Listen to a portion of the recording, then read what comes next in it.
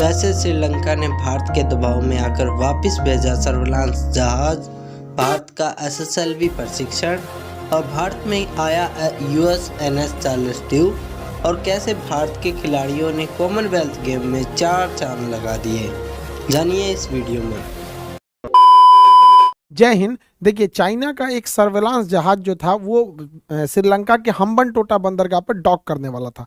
अभी भारत के प्रेशर से उसको श्रीलंका ने वहां डॉक करने की यानी रुकने की अनुमति नहीं दिया है। अब समझते हैं ये जहाज क्या था और ये क्या करता था और ये करता क्या है। तो भाई ये सर्वेलांस का काम करता है। इसके ऊपर बड़े बड़े जो एंटीना लगे हुए हैं, इन्हें किसी भी डायरेक्शन में मोड़ा जा सकता है और ये सैटेलाइट से आराम से कम्युनिकेट हो सकते हैं। और ये इतना खतरनाक है, खतरनाक इन द सेंस मतलब वो जासूसी के रेंज में है कि 750 किलोमीटर रेडियस में ये बैलिस्टिक मिसाइल इतनी रफ्तार से आती है उसको भी ट्रैक कर लेता है, सैटेलाइट की पोजीशन को ट्रैक कर लेता है, कम्युनिकेशन ट्रैक कर लेता है। अगर किसी खास एरिया के पास से गुजरेगा ना तो वहाँ कम्युनिकेशन में क्या सिग्नल भेजा जा रहा है, डाटा भेजा जा रहा है, उसको भी ये इजीली डिकोड कर सकता है। तो इसकी पावर बहुत ज़बरदस्त है। भारत के पास भी इसके पास है, बस एक ही है INS ध्रुव। वो भी पिछले साल हम लोग ने इंट्रोड्यूस किया था वहाँ पर। वो भी इससे वो तो छोटा ही है, लेकिन ये बहुत बड़ा और बहुत हाईटेक है। श्रीलंका पर ये दबाव काम भी आया। भारत के दबाव में श्रीलंका ने मना कर दिया कि आप हमारे यहाँ डॉक नहीं कर सकते, हमको ये नहीं करना है, क्योंकि अभी विकट परिस्थिति में श्रीलंका की भारत ने बहुत ज़्यादा मदद किया था।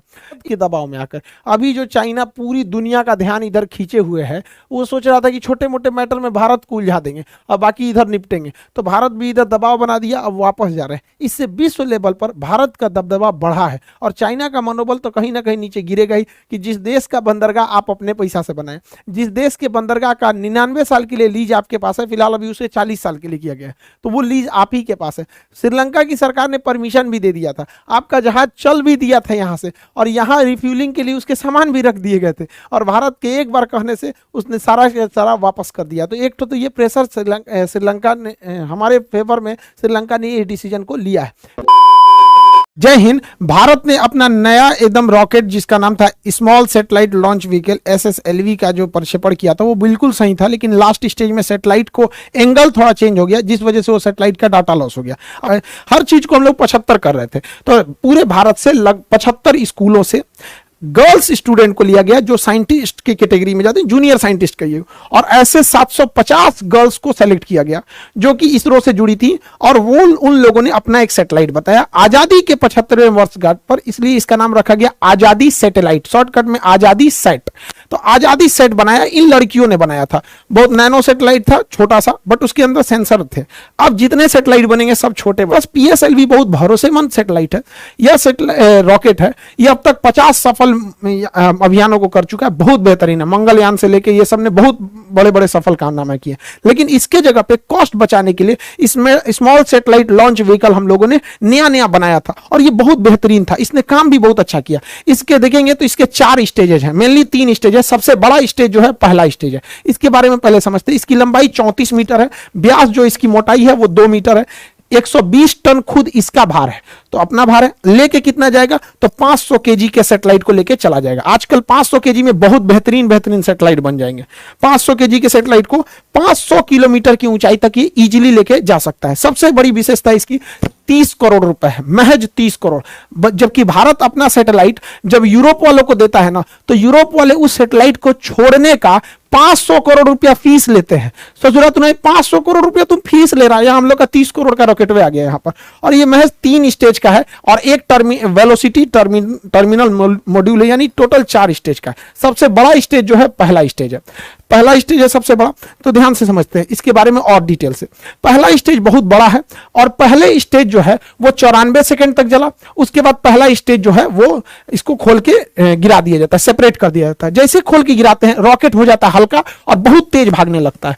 तो क्वेश्चन भी पूछता है कि जैसे जैसे रॉकेट अंतरिक्ष की ओर जाता है उसकी स्पीड क्या होती है, तो बढ़ते जाती है। रीजन 2 है, एक ये अपने कुछ स्टेजेस को नीचे सेपरेट करके गिरा देता है जिसकी वजह से हल्का हो जाता है। दूसरा, जितना पृथ्वी से दूर जाइएगा पृथ्वी के खींचे खींचने की, अर्थात गुरुत्वाकर्षण शक्ति कम हो जाती है। तो एक तो शक्ति कम हो गई, दूसरा भार कम हो गया, इस वजह से तेज भागता है। दूसरा स्टेज जो था वो 113 सेकंड तक चला था। तीसरा स्टेज जो था वो 106 सेकंड तक चला था। यहां तक में कोई प्रॉब्लम आई थी, प्रॉब्लम आई थी चौथे स्टेज में।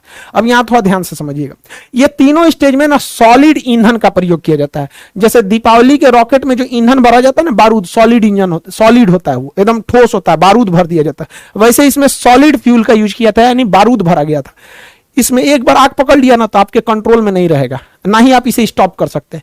तो सॉलिड इंजन की एक खराबी, पावर तो तगड़ा देते हैं सब, लेकिन इन्हें आप कंट्रोल नहीं कर सकते। तो इसरो कितना दिमाग लगाया, जब सीधे ऊपर भेजना था तो लगा दिया तीनों में सॉलिड इंजन। और ये सॉलिड इंजन जो होता है, इसमें जो सॉलिड फ्यूल यूज किया जाता है HTPB, ये फुल फॉर्म एग्जाम में पूछता है, HTPB, हाइड्रोक्सिल टर्मिनेटेड पॉलीब्यूटेराइन। ये इसमें यूज होता है HTPB ईंधन के रूप में, इसे कंट्रोल नहीं किया जा सकता। तो ये तो चौथा, अब लास्ट स्टेज एकदम छोटा सा था, एकदम छोटा सा था, उसे महज 20 सेकंड के लिए बनाया गया था चौथे स्टेज को। उसका नाम होता है velocity trimming module, VTM, velocity trimming module. यहीं से गड़बड़ चालू हो गया। इस ससुरा को चलना था चौथा स्टेज को 20 सेकंड के लिए, चला 21 सेकंड के लिए। 1 सेकंड के लिए चला तो क्या हो गया कि ये सर्कुलर के जगह इलिप्टिकल पाथ पर चला गया। जाना चाहिए था गोल, चल गया अंडाकार में, क्योंकि इसका काम ये होता है स्पीड को बढ़ा घटा के पाथ को मेंटेन करना, जिस वजह से इसका डाटा लॉस हो गया और ये प्रशांत महासागर की ओर गिर जाएगा। यहाँ पर जो सैटेलाइट देख रहे हैं ना, यहाँ पे ये हम लोग वही हैं जो साइकिल पे लेके घूमे थे। तो हमारा संपर्क टूट जाने से विरोधी हमारे पे हंसे नहीं, हम दृढ़ संकल्पित हैं लोग यहाँ पे। और भारत माँ की वो बेटियां एक दिन दिखाएंगी जब अंतरिक्ष में राज होगा वहां पर, ये सैटेलाइट यहाँ पे। और दुश्मनों को सरदर्द के लिए जो लोग अभी PSLV से SSLV से डर रहे थे ना, सुनिए ध्यान से, GSLV तो बहुत पावरफुल है, ये है PSLV दुनिया का सबसे भरोसेमंद है। अभी SSLV सही हो ही गया, अभी NSLV भी बन रहा है, नैनो सैटेलाइट लॉन्च व्हीकल, यानी 1 किलो के सैटेलाइट को भी छोड़ देगा। Nano satellite launch vehicle 5 crore में, 5 करोड़ में। और इसकी सबसे ज्यादा जरूरत होती है टेस्ला को, SpaceX को, क्योंकि SpaceX अपना एक स्टारलिंक प्रोग्राम बना रहा है। इसको अंतरिक्ष में बहुत सारे हजारों सैटेलाइट इसको छोड़ना है अंतरिक्ष में, और नैनो सैटेलाइट इन्हें छोड़ने में लगभग 100 करोड़ का खर्चा आता है एक नैनो सैटेलाइट में। हम लोग का सैटेलाइट हुए 5 करोड़ में, 2 को छोड़ देंगे एक के बार में, होलसेल में काम हो जाएगा। तो हम लोग अभी एक और बना रहे हैं NSLV, nano satellite launch vehicle. इन्हीं सबको मद्देनजर रखते हुए भारत जो है अपने 3 लॉन्च पैड बना रहा है, ताकि उसे 3 लॉन्च पैड की जरूरत भी है। तो जय हिंद। देखिए, भारतीय डिफेंस इंडस्ट्रीज काफी तेजी से एक्सपोर्ट होने जा रही है, और इधर चाइना और ताइवान के युद्ध के बीच में एक अमेरिकी जहाज चार्ल्स ड्रू जो है वो भारत में आ गया। इस सब के बीच में हम समझते हैं कि आखिर ये क्या हो रहा है। भारत द्वारा बनाया जा रहा है, एक लंबे समय से बन रहा है जो जहाज है, फाइटर एयरक्राफ्ट तेजस। ये दुनिया का सबसे छोटा एयरक्राफ्ट है, और ये देखिए दुनिया के हर चीज के अलग अलग काम है। आपको लगेगा कि तेजस तो बहुत छोटा है, राफेल उससे बड़ा है, MiG-29 और खतरनाक है, सुखोई, हर चीज का अलग काम होता है। जैसे देखिए, जो ट्रक काम कर सकता है टेम्पू नहीं कर पाएगा, तो जो टेम्पू कर सकता है ठेला नहीं कर सकता है। तो ऐसा नहीं कि जो बाइक का जरूरत है उसे आप ट्रक से पूरा कर सकते हैं। तो हर लेवल की जहाजों का होना जरूरी है सप्लाई लाइन में, तभी जाके आपकी पूरी तरह से एक स्क्वाड्रन कंप्लीट होती है। तो भारत का ये जो तेजस है ये काफी सस्ता है, और हर क्वालिटी इसमें है। इसमें इलेक्ट्रॉनिक वॉरफेयर है, एयर टू एयर रिफिलिंग है, एक्स्ट्रा फ्यूल टैंक जिसे ड्रॉप टैंक कहते हैं, मिसाइल की तरह दिख रहा है ना, इसमें तेल भरा होता है, फ्यूल भरा होता है। पहले इसी फ्यूल को खर्च किया जाता है और दुश्मन के एरिया तक पहुंचा जाता है, उसके बाद लड़के भागा जाता है तो इसे ड्रॉप कर दिया जाता है, इसलिए इसे ड्रॉप टैंक भी कहते हैं, जैसे इसमें से ड्रॉप कर दिया है। तो ये हर सुविधा होने की वजह से पूरी दुनिया इसका डिमांड कर रही है। सबसे ज्यादा इसका डिमांड बहुत जल्दी अगले 1 से 1.5 महीना में मलेशिया इसका डिमांड, सबसे पहले हम लोग इसे मलेशिया को सप्लाई करेंगे। और मलेशिया के अलावा इसमें 15 से 18 देश और रुचि दिखाए हैं, और इसमें सबसे बड़ा नाम आ रहा है अमेरिका के, क्योंकि इसने छोटे सेगमेंट में, अमेरिका के पास कोई जहाज नहीं है। F-16 बहुत ज्यादा लड़ाई लड़ चुका है, F-22 है, F-35 है, तो बीच में अमेरिका के पास बहुत कम चांसेज है। यूरोप में तो बहुत चांसेज है कि तेजस को अमेरिका भी ले लेगा। एक बार ले लिया तो अमेरिका तेजस का ऐसे ही डिमांड बढ़ जाएगा। तो बहुत सारे देश इसमें नेगोशिएशन कर रहे हैं, देखिए किसकी आगे बात बढ़ती है। साथ ही अगर ये ताइवान की स्थिति को देखेंगे तो ताइवान डिमांड कर रहा है भारत से ब्रह्मोस मिसाइल देने के लिए, और इधर फिलीपीन एडवांस पैसा दे रखा है, तो फिलीपीन सप्लाई को बढ़ाने के लिए कर रहा है। साथ में आसियान के जो देश हैं ये ब्रह्मोस मिसाइल का डिमांड बहुत ज्यादा कर रहे हैं, क्योंकि यही ब्रह्मोस एक ऐसा वैक्सीन है जो चाइना का बुखार उतार सकता है। ये 90 डिग्री पे घूम जाता है एकदम तेजी से यहाँ पर। तो बहुत तगड़ा मिसाइल है ब्रह्मोस। गलती से तो मार दिए थे हम लोग पाकिस्तान में, आपको याद ही होगा। देखिए ये जो इशू चल रहा है यहाँ पे ताइवान में, तो अमेरिका इतना दूर है तो अमेरिका को चारों ओर से घेरना है। अमेरिका का जंगी जहाज हमेशा हिंद महासागर में रहते हैं, तो जहाजों को अक्सर मेंटेनेंस की जरूरत होती है। तो हम लोग बहुत पहले लेमुआ समझौता कर लिए थे अमेरिका से, तो इधर ही हम लोग के बीच में ये भी बात चल रही थी कि हिंद महासागर में जहाजों को मेंटेनेंस करने के लिए वापस अमेरिका न जाना पड़े, यहीं पर कोई व्यवस्था कर जाए। तो ये बुढ़ऊ जो बोले हैं मोदी जी से कि भाई व्यवस्था कीजिए यहाँ पर, तो चेन्नई में लार्सन एंड टुब्लू LNT ने एक बहुत बड़ा डॉकयार्ड बना दिया जो मेंटेनेंस सेंटर के लिए। अमेरिका इसकी बहुत गहनता से जांच किया, क्योंकि अमेरिका की जहाज़ों की साइज बहुत बड़े होते हैं। तो अमेरिका ने कहा कि ये डॉकयार्ड मेरे लिए फिट है, अगर हिंद महासागर में किसी भी जहाज को कोई प्रॉब्लम होगा तो वो चेन्नई में जाके अपना मरम्मत करा सकता है। और इसी बीच अमेरिका का जो जहाज है वो चला आया है इंडिया में। इसका नाम है आपका USNS। किसी भी देश के जहाज के लास्ट में नेवल शिप लगा रहेगा। अब उसका कौन सा देश है बस आगे, जैसे इंडिया का है तो INS लगा रहेगा, पाकिस्तान का रहेगा तो PNS लगा रहेगा, चाइना का रहेगा तो CNS लगा रहेगा, US का रहेगा तो USNS लगा रहेगा। यहाँ पर जहाज US naval ship Charles Drew ये लंगर डाल दिया और ये लगभग 10 दिन रहने वाला है। अभी 8 तारीख से लेके मतलब काफी 10-12 दिन तक इसका मेंटेनेंस होगा। ये अमेरिका का वो जहाज है जो दूसरे जहाजों को सप्लाई देता है, दूसरे जहाजों को फ्यूल भरता है, दूसरे जहाजों में खाना पहुंचाता है, दूसरे जहाजों में मेंटेनेंस का काम देखता है, दूसरे जहाजों में मेडिकल इक्विपमेंट पहुंचाता है। तो सोचो जो दूसरे का पेट भर रहा तो ओकरे भूख लग गया, यही बिगड़ गया। तो ये आया है अभी चेन्नई में। ये इतना भारी भरकम जहाज है कि ये एक साथ 2-2 जहाजों को मेंटेनेंस, देखिए यहाँ से वायर लगा देता है और इसमें फ्यूल भर देता है, उसी तरह इधर से ऐसे वायर लगा के इसमें फ्यूल भर देगा। तो एक साथ 2-2 जहाजों में फ्यूल भरता है। तो जब यहाँ फ्यूल भरा जाता है तो पैरेलली इस जहाज से इस जहाज में एक रस्सी बांध दिया जाता है और सामानों को दोनों साइड से दोनों जहाजों में भर दिया जाता है। तो आप कहेंगे कि इसमें सामान कहाँ से आता है, तो हेलीकॉप्टर इस पे पहले से ले आके रख देते हैं और ये सब में जाके भर देता है। तो फ्यूल पाइप होता है, साथ में फ्यूल भर देता है। और इसी दुनिया का सबसे पहला बंदरगाह भारत में था, लोथल बंदरगाह, सिंधु सभ्यता में। तो हम लोग के पास तो पहले से थी टेक्नोलॉजी, अब धीरे धीरे निखर रही है। तो जब वो छोट मोट जहाज लेके गुजरात के पास पहुंच गया, हालांकि वो गुजरात तट से लगभग 200 नॉटिकल मील तक था, लेकिन 200 नॉटिकल मील के आगे भी हाई सी कहलाता है। इस उसमें पाकिस्तान इधर आया क्यों, तो अपना छोटा सा एक जहाज लेके आया था, आलमगीर लाया था, लगभग फ्रीगेट के साइज का था। देखिए नेवी में जहाजों के साइज के हिसाब से उनकी कैटेगरी होती है। छोटा जहाज रहेगा सबसे छोटा तो उसको कॉर्वेट बोलते हैं, कॉर्वेट से बड़ा रहता है तो फ्रीगेट बोलते हैं, फ्रीगेट से बड़ा रहेगा तो डिस्ट्रॉयर बोलते हैं, और डिस्ट्रॉयर से बड़ा हो जाएगा तो विमान वाहक पोत।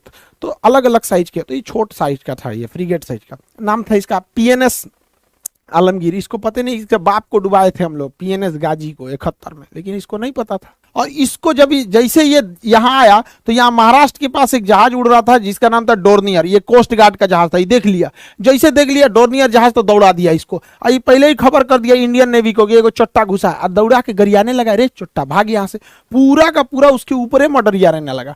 अब इसके ऊपर इसका कप्तान चुपचाप बोलिए नहीं रहा था, आलमगीर PNS आलमगीर का कप्तान कुछ बोलिए नहीं रहा था, वापस भाग गया यहाँ पे। और उसके ऊपर ही पूरा उसको चोटिया आ रहा था, ऊपर दौड़ा आ रहा था कि भाग भाग भाग चोटा यहाँ पे। अब पीछे से इंडियन नेवी चलाई यहाँ पे। तो पाकिस्तान जो है भारत पे दबाव बनाने के लिए चाइना से एक छोटा साइज का फ्रीगेट खरीदा। फ्रीगेट तो मीडियम साइज का होता है, कॉर्वेट, फ्रीगेट और डिस्ट्रॉयर। तो फ्रीगेट खरीदा, इसका नाम है PNS Taimur, Pakistani naval ship Taimur. अब PNS तैमूर बनाया है चाइना ने, और चाइना बेच रहा है पाकिस्तान को। इसके लिए भी पाकिस्तान ने कर्जा लेके बनाया, हद है चोट्टा को। अब चाइना ने इस PNS तैमूर को बनाया तो यहां से भेजा, इसे भेजना था कराची में PNS तैमूर को भारत पे दबाव बनाने के लिए। तो उतना ज़्यादा फ्यूल तो होता नहीं कि एक के बार में चला जाएगा। तो यहाँ से फ्यूल पकड़ के सबसे पहले पहुंचा ये मलेशिया। मलेशिया में इसने फ्यूल भरा। इसके बाद चाइना ने कहा कि एक काम करो, यहाँ से तुम चले जाओ चटगांव, बांग्लादेश के चटगांव, वहाँ फ्यूल भरना, 2 दिन तक रुकना, उसके बाद आगे बढ़ना। तब तक बांग्लादेश की प्रधानमंत्री शेख हसीना अगले ही महीने वो भारत में आने वाली हैं। उनको पता चल गया कि अगर यहाँ पर बंदरगाह पे रुकने देंगे पाकिस्तानी जहाज को तो भारत घुसिया जाएगा।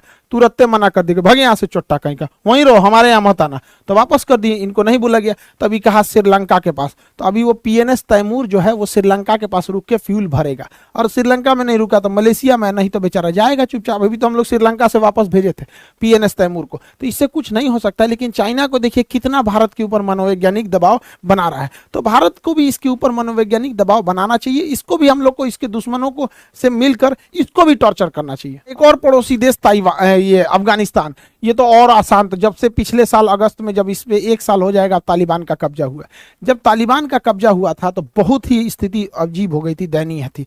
हर तरफ अफरा तफरी थी, सारे देश के लोगों को लग रहा था कि अपने नागरिकों को यहाँ से हटाया जाए। भारत भी अपना दूतावास बंद किया, अपने नागरिकों को वापस लाया, एयर इंडिया की जहाज से गए। हालांकि आप देखे होंगे अफगानिस्तान के कई लोग तो जहाज से भी नीचे गिर गए थे। तो ये स्थिति थी। भारत के लिए सबसे बड़ा सरदर्द था कि तालिबान के शासन में भारत में ने जो अफगानिस्तान में पैसे निवेश किए हैं उन पैसों का क्या होगा, क्योंकि भारत ने बहुत ज़्यादा पैसे खर्च किया अफगानिस्तान में। सहतूत डैम बनाया, सलमा डैम बनाया, वहाँ सड़कें बनाई, बिजली प्लांट बनाया, वहाँ का संसद भवन बनाया, वहाँ Indira Gandhi child specialist hospital बनाया जो काबुल का सबसे बड़ा हॉस्पिटल है। बहुत सारी योजनाओं को दिया भारत ने। इवन कि जब अफगान तालिबान का कब्जा भी हो गया था तो ट्रक से ट्रक भर के हम लोगों ने गेहूं की सप्लाई की थी। तो हम लोग को यही लग रहा था कि कहीं पाकिस्तान के दबाव में आके तालिबान भारत के खिलाफ मत चला जाए। हालांकि पाकिस्तान ने पूरी कोशिश किया कि तालिबान भारत के खिलाफ हो जाए, एटलीस्ट कश्मीर मुद्दे पे हो जाए, लेकिन तालिबान कुछ भी नहीं भारत के खिलाफ बोला। तो भारत ने देखा कि तालिबान की स्थिति को देखते हुए तो भारत अब अपना दूतावास दोबारा खोल रहा है। ये भारत के लिए बहुत बेहतरीन खबर है कि भारत अब अपनी काबुल की एम्बेसी चालू कर रहा है। और जब तालिबान वाले जब गए भारत के अधिकारियों से मिले, वहाँ आईटीबीपी के जवान तैनात हैं अभी भी, तो उनको जब दूतावास दिखाया गया तो वो जो जवान थे वो चौंक गए, क्योंकि जिस हालत में 1 साल पहले भारतीयों ने दूतावास छोड़ा था, काबुल दूतावास, आज भी वो सेम को सेम वैसे ही पड़ा हुआ है, एकदम कुछ भी चेंज नहीं हुआ है। मतलब जो जहां था, जो अखबार जैसे पड़ा हुआ था, जो दरवाजा खुला था खुले है, मतलब जो चीज जैसे था वैसे ही है। इवन ये लोग ने इतना बेहतरीन ढंग से प्रोटेक्शन किया, इस वजह से पाकिस्तान वालों को तो पूरा भड़क गए। तालिबान वालों से कह रहे हैं तुमको बुलाए, फायदा क्या हो गया जब तुम भारत के खिलाफ कुछ कर ही नहीं रहे हो। तो भारत भी अब अपना दूतावास चालू कर रहा है। इसका मतलब यह है कि हम अपने पड़ोसियों के साथ धीरे धीरे मधुर संबंध बना रहे हैं। हालांकि भारत तालिबान से डायरेक्ट बात नहीं कर सकता, क्योंकि भारत का स्पष्ट कहना है कि हमारे लिए कोई आतंकवादी अच्छा या खराब नहीं होता, आतंकवादी मतलब आतंकवादी। तो हमारी जो नीति है, विदेश नीति, पूरी क्रिस्टल क्लियर है कि हम किसी आतंकवादी से बात नहीं करते। लेकिन राष्ट्रीय मुद्दों को ध्यान में रखते हुए हम लोग बस यही कोशिश करेंगे कि तालिबान कैसे भी भारत की एंटी ना हो सके, क्योंकि ये पाकिस्तान के लिए एक प्लस पॉइंट हो जाएगा, क्योंकि आतंकवादी मिलकर आतंकवादी का स्क्वायर हो जाएगा सब। आई होप आप इंडिया के इर्द गिर्द जो हो रहा है जियो पॉलिटिक्स इसको समझे होंगे। गाइस, कॉमनवेल्थ गेम्स 2022 में इंडिया के लिए एक अजीब सा संयोग देखने को मिला, जहां एक तरफ दिल्ली में रहने वाली 14 साल की अनाहत सिंह ने खुद से भी 14 साल ज्यादा एक्सपीरियंस वाले खिलाड़ी को मात देकर सबको हैरान कर दिया, तो वहीं दूसरी तरफ उनकी आइडल पीवी सिंधु ने बैडमिंटन में गोल्ड मेडल जीतकर इतिहास रच दिया। दरअसल अनाहत सिंह पीवी सिंधु को अपना आइडल मानती हैं और इसीलिए उन्होंने अपनी शुरुआत भी बैडमिंटन के साथ ही की थी, लेकिन बाद में उन्होंने स्क्वैश में अपना करियर बनाने की ठान ली और अब सबसे कम उम्र में कॉमनवेल्थ गेम में क्वालिफाई करने वाली पहली भारतीय महिला बन गई हैं, जिससे अब वो खुद भी करोड़ों युवाओं और बच्चों के लिए प्रेरणा बन चुकी है। वैसे गाइस, आपका इस गुरु और शिष्य की जोड़ी के बारे में क्या कहना है, कमेंट सेक्शन में जरूर लिखेगा। आजादी की 75वीं सालगिरह पर हमारे देश के खिलाड़ियों ने कॉमनवेल्थ गेम्स में असाधारण प्रदर्शन करके इतिहास रच डाला है। दरअसल बर्मिंघम में चल रहे कॉमनवेल्थ गेम्स में इस बार भारत ने कुल 61 मेडल जीते हैं, जिसमें 22 गोल्ड, 16 सिल्वर और 23 ब्रॉन्ज मेडल हैं और इन पदकों के साथ भारत चौथे स्थान पर रहा। इस बार के खेलों में भारत का ऐसा दबदबा रहा कि कई खिलाड़ी तो ऐसे थे कि उन्होंने अकेले ही एक से ज्यादा मेडल जीतकर दुनिया में भारत का डंका बजाया। गाइस, भारत के इन खिलाड़ियों के असाधारण प्रदर्शन पर पूरे देश को गर्व है। वैसे गाइस, आपको कॉमनवेल्थ गेम्स में किस खिलाड़ी का प्रदर्शन सबसे अच्छा लगा, कमेंट सेक्शन में जरूर